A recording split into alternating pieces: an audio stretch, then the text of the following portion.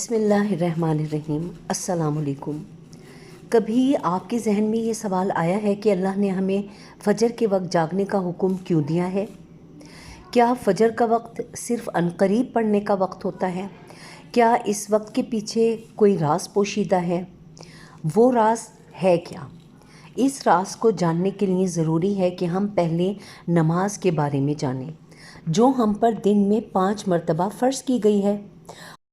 اور اصل میں یہ 5 نمازیں کس طرح فرض ہوئیں، اس کے پیچھے بھی ایک شاندار وجہ ہے، جس کا مظاہرہ سفر معراج میں اس وقت ہوا جب ہمارے پیارے نبی کریم صلی اللہ علیہ وآلہ وسلم سے اللہ تعالیٰ نے ملاقات کے لیے وقت کے انتہائی مختصر حصے میں 7ویں آسمان سے بھی آگے تشریف لے گئے تھے۔ اس رات اللہ تعالیٰ نے ایک خاص پس منظر میں اپنے حبیب صلی اللہ علیہ وآلہ وسلم کو آسمان پر بلایا اور اپنے خصوصی انعامات سے نوازا۔ اس مبارک سفر میں اللہ تعالیٰ نے اپنے قرب خاص سے نوازا، انبیاء کرام سے ملاقاتیں کروائیں، جنت و جہنم کا مشاہدہ کروایا اور نیکیوں کے اجر و ثواب اور برائیوں کے انجام و عذاب کا نظارہ کروایا۔ اس عظیم سفر میں بہت سے انعامات سے نوازا گیا، جن میں سے ایک خاص انعام امت کے لیے نماز کا تحفہ بھی ہے اور قیامت تک کے لیے انسانوں کو اپنے معبود اور خالق سے قریب تر کرنے کا عظیم تحفہ اور عبادت یعنی نماز اسی سفر میں عطا کی گئی۔ معراج کی رات جب آپ صلی اللہ علیہ وآلہ وسلم نے 50 نمازوں کا حکم دیا تو حضرت موسیٰ علیہ السلام کے کہنے پر آپ نے اللہ سے 50 نمازوں میں نرمی کی درخواست کی، اور ایسا کئی بار ہوا، یہاں تک کہ اللہ نے امت محمدی صلی اللہ علیہ وآلہ وسلم کے لیے دن میں 5 نمازوں کا حکم دیا، جس کے بعد بھی حضرت موسیٰ علیہ السلام نے آپ صلی اللہ علیہ وآلہ وسلم کو 5 نمازوں میں کمی کے لیے اللہ کے پاس ایک بار پھر جانے کا مشورہ دیا، لیکن تب آپ صلی اللہ علیہ وآلہ وسلم نے فرمایا کہ میں نے اپنے رب سے کئی مرتبہ درخواست کر لی ہے، یہاں تک کہ اب مجھے حیا آ گئی ہے اور اب میں راضی ہوں اور اس حکم کو ہر طرح سے تسلیم کرتا ہوں۔ اس لیے آپ نے فرمایا کہ ہر نماز پڑھنا ضروری ہے، اور یقیناً آپ کے لیے بھی نمازوں میں سب سے زیادہ مشکل نماز فجر کی نماز ہی ہوگی، جس میں نیند کا غلبہ اس قدر ہوتا ہے کہ انسان بمشکل اٹھ پاتا ہے، لیکن دن کے اس خاص حصے میں جو راز پوشیدہ ہے نا، اسے جب آپ جانیں گے تو یقین کریں کہ آپ فجر کی نماز کبھی نہیں چھوڑیں گے۔ یہاں تک کہ نماز فجر کے کچھ فضائل سماعت فرمائیں۔ 5 نمازوں میں سے سب سے اہم نماز فجر کی ہے۔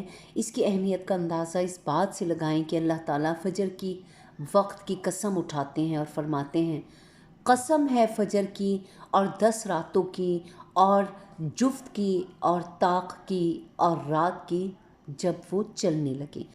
یقیناً ان میں عقل مند کے لیے بڑی قسم ہے۔ سورہ فجر اللہ تعالیٰ یوں ارشاد فرماتے ہیں۔ حضرت عائشہ صدیقہ رضی اللہ تعالیٰ عنہ سے روایت ہے کہ حضور اقدس صلی اللہ علیہ وآلہ وسلم ارشاد فرماتے ہیں کہ فجر کی 2 رکعتیں دنیا اور مافیہ سے بہتر ہیں۔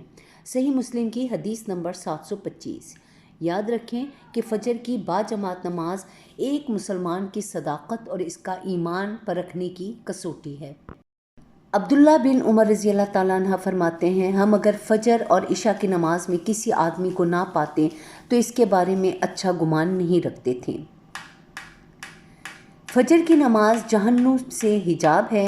جناب رسول صلی اللہ علیہ وآلہ وسلم نے فرمایا، جو شخص سورج نکلنے سے پہلے اور سورج ڈوبنے سے پہلے کی نمازیں یعنی فجر اور عصر پڑھتا ہے، وہ ہرگز جہنم کی آگ میں داخل نہیں ہوگا۔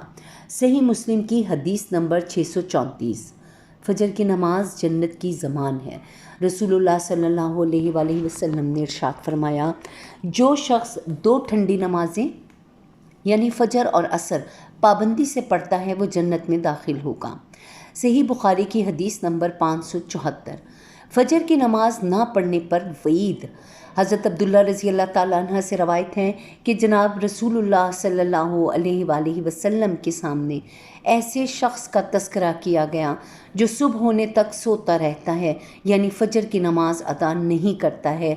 तो आप सल्लल्लाहु अलैहि वसल्लम ने इरशाद फरमाया, ऐसे शख्स के कानों में शैतान पेशाब कर देता है। सही बुखारी हदीस नंबर 1144। फ़जर की नमाज के लिए किस तरह उठें? नंबर 1, रात को हत्तुल इम्कान कोशिश करें कि जल्द अज जल्द सो जाएं। नंबर 2, सोते वक्त फ़जर की नमाज़ें जमात से अदा करने का पुख्ता इरादा करें और इरादा करने में मुखलिस भी हों।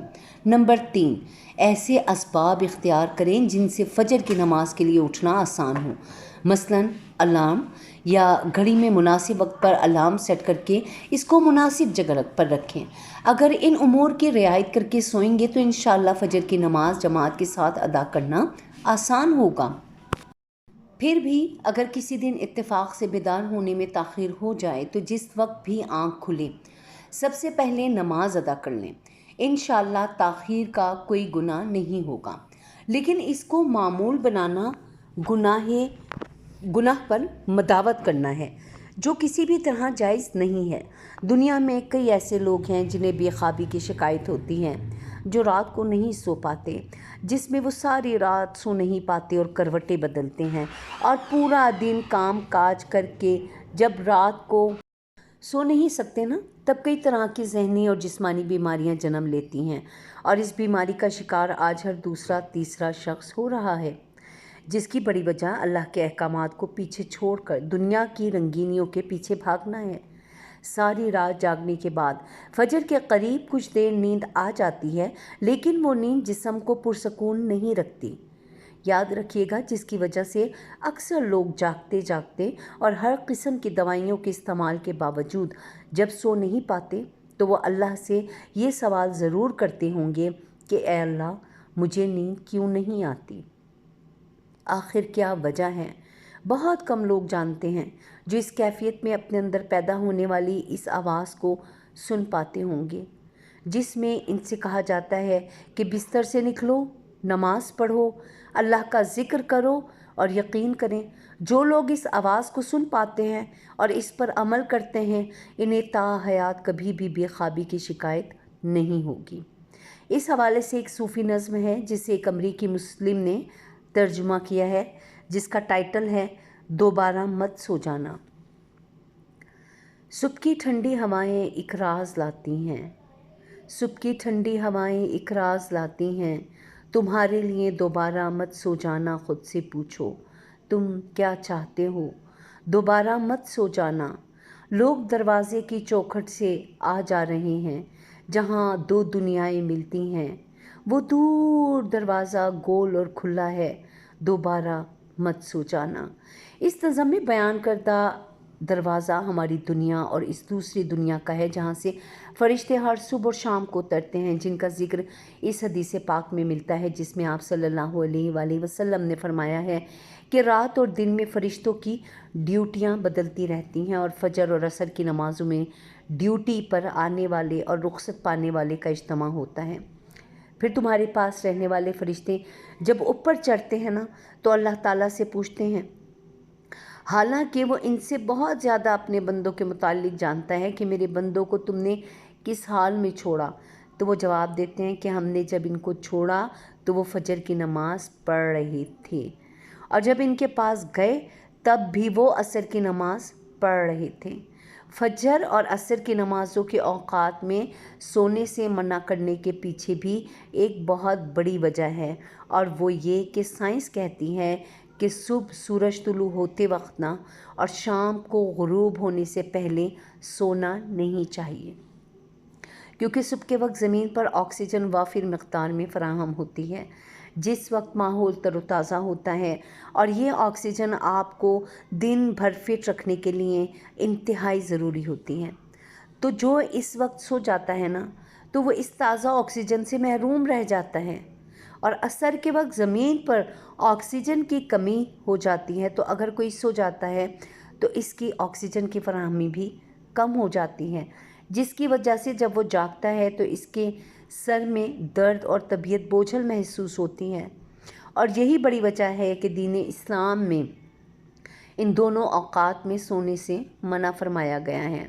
نماز فجر کے بارے میں ایسے بے شمار فضائل اور بھی ہیں جن کو ہم نہیں جان سکتے۔ اگر انسان ان کو جان لے تو کبھی کوتاہی بھی نہ کریں۔